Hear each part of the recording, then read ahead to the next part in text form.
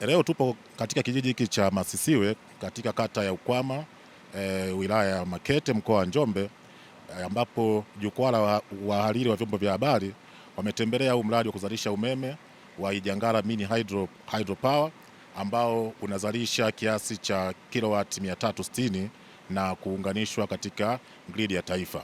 Hii ni mojawapo ya miradi ya uzalishaji umeme ambayo imepata support kutoka Wakala Nishati Vijijini kuanzia wakati wa kufanya upembuzi yakinifu kuandaa huu mradi, ambapo serikali kupitia REA ilitoa ruzuku kwa ajili ya kufanya zile zinaitwa pre-investment studies.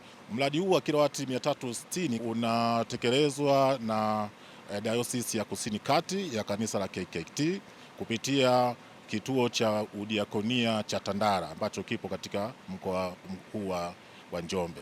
Serikali kupitia REA inafanya haya katika kuongeza investment, na katika kufadhili mradi huu serikali kupitia REA pia imeweza kutoa ruzuku ya kiwango cha shilingi bilioni 1.63 kwa ajili ya kuwezesha ujenzi wa miundombinu na utekelezaji kwa ujumla wa mradi huu.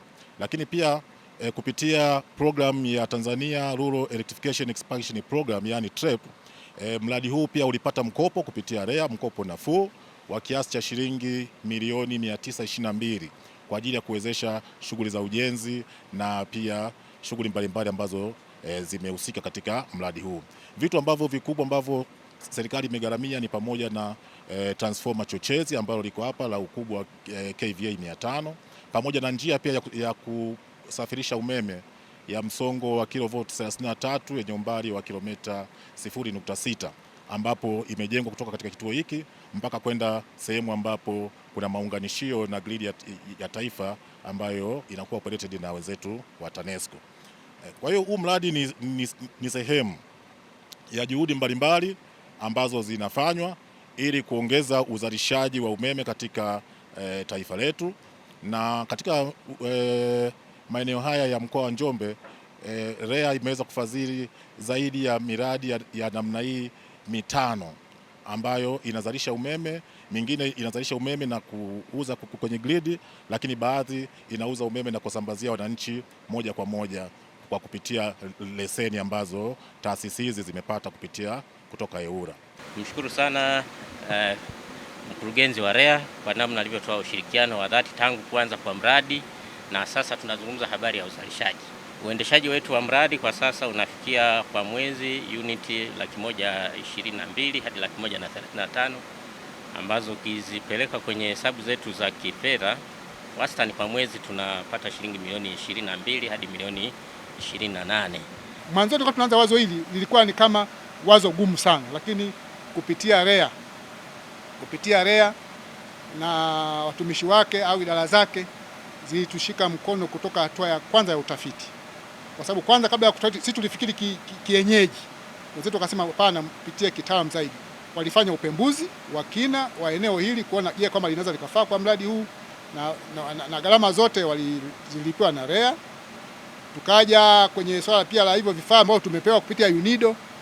Wenzetu UNIDO walitusaidia nao kupitia REA, waliwashawishi au waliongea nao kuonekana kama kuna fursa kule, wakatupa hivyo nani. Lakini pia kwenye ujenzi kama walivyosema mtangulizi, sehemu kubwa ya mradi huu hela nyingi zimeingia kutoka REA. Mimi nasema isingekuwa REA, sidhani kwamba haya mafanikio tunayoona sasa tungeyashuhudia tulio wengi.